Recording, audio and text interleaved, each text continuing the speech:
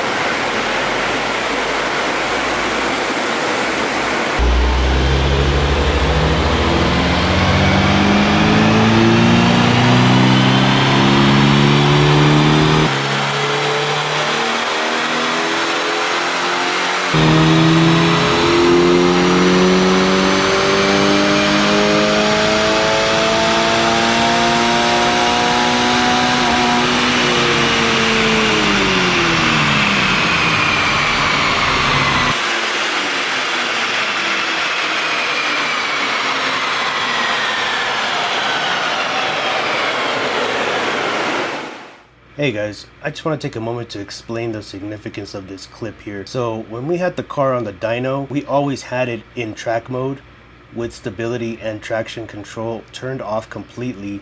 But for whatever reason, after a certain speed, the car would automatically go back to the normal driving mode and take us off of track mode. So just in case anybody was wondering, you know, why the gauges looked the way they did and we were not in track mode or with stability off, we were. It's just the car would automatically go back to this mode. So, all right, let's get back to the video.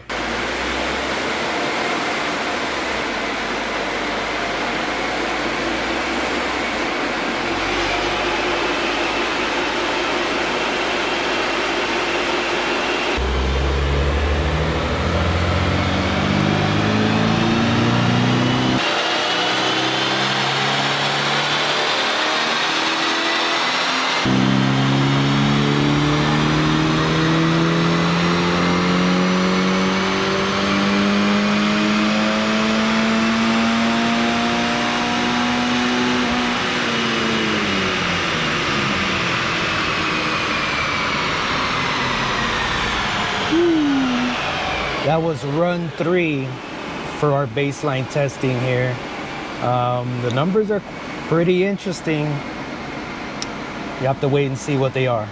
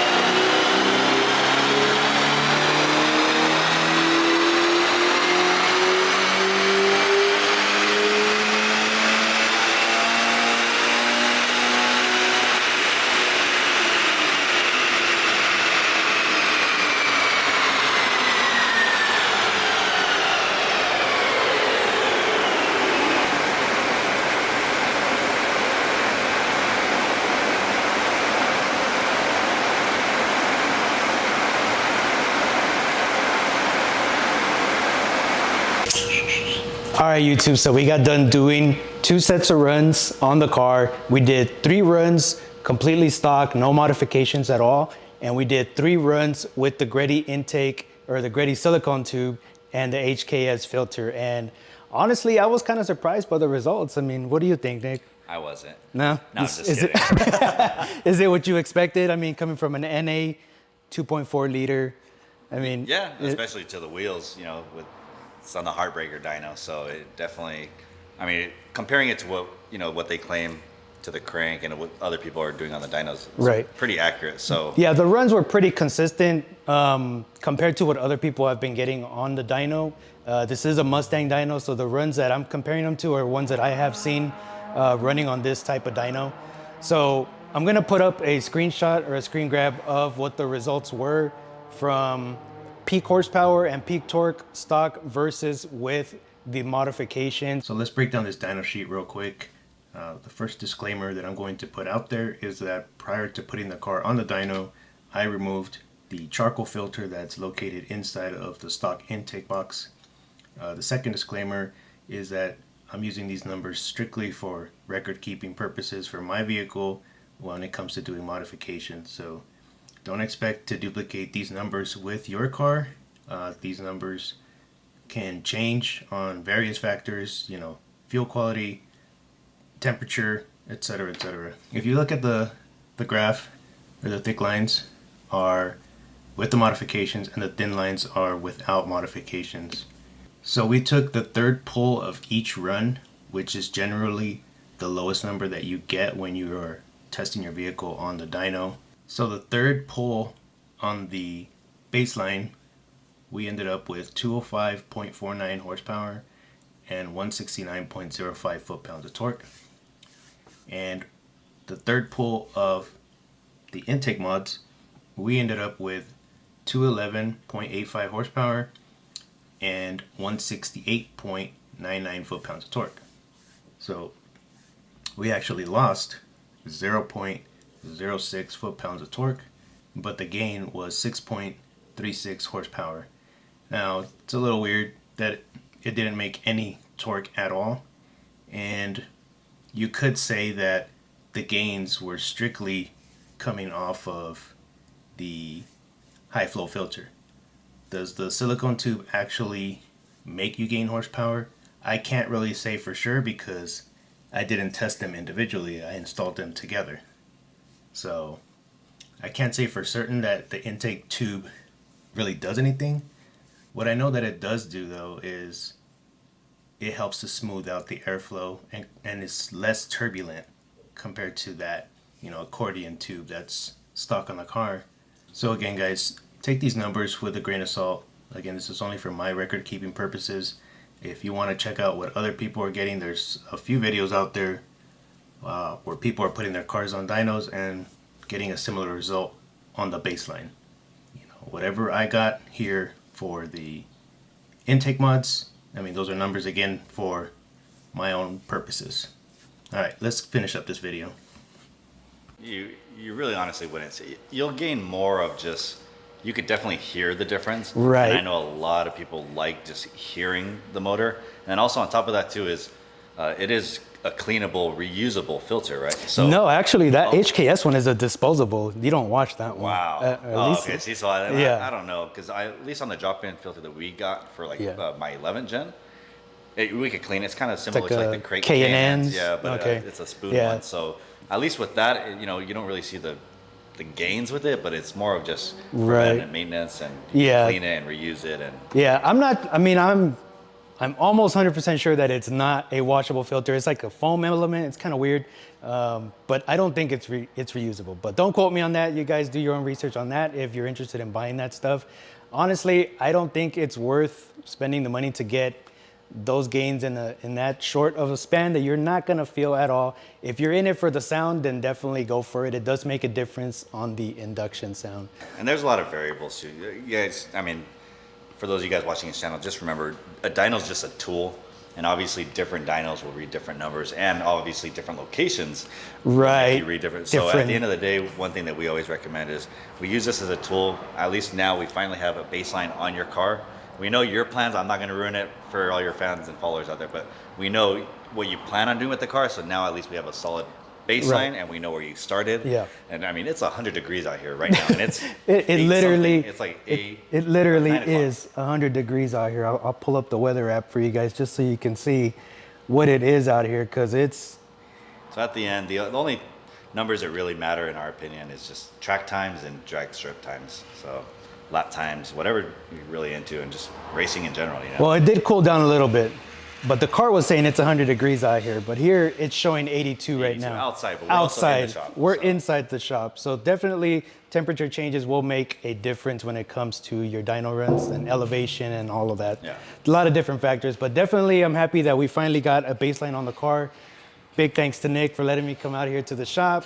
I'm gonna link the shop down below in the description. You guys, if you wanna set up an appointment to get a dyno here, get a baseline run, or just get some modifications installed in your car, they're pretty much work on everything at this point, I would say. I mean, yeah, it's appointments only, but yeah. So definitely, you guys check out those links below and hit up Nick.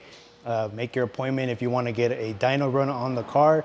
I'm really happy we got a baseline done on the car. Like he said, it's just a tool, and I just want to track the progress from bone stock to wherever, wherever this build takes it. So,